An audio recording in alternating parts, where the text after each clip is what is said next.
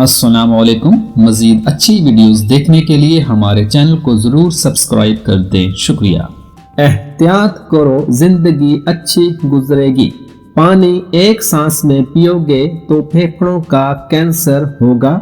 روٹی چبا کر نہیں کھاؤ گے تو بواسیر جلد ہو جائے گی۔ کپڑوں پر خوشبو لگا کر مت سوئیں، دماغ کمزور ہوگا۔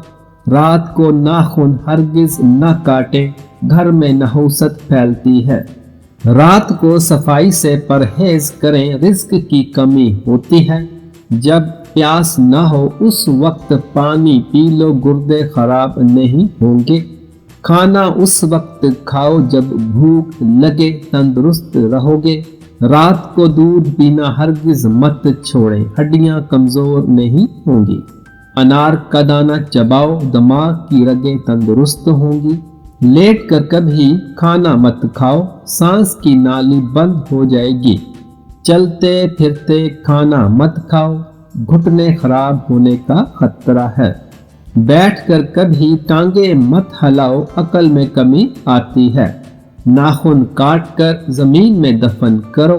ہلدی کا استعمال زیادہ کرو، زخم کبھی خراب نہیں ہوگا۔ دودھ کے ساتھ ہلدی پی لو، کبھی کینسر نہیں ہوگا۔ ٹھنڈا پانی مت پیو، کبھی دانت میں درد نہیں ہوگا۔ نیم گرم پانی پی لو، دل کا دورہ نہیں ہوگا۔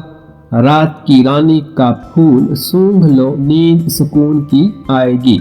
مرچ کم کھاؤ، زندگی میں کبھی تیزابیت نہیں ہوگی۔ نہانے میں زیادہ وقت لگاؤ گے تو لکوہ نہیں ہو پائے گا۔ پاخانہ میں جتنی جلدی کرو گے، فالج کا خطرہ اتنا کم ہوگا۔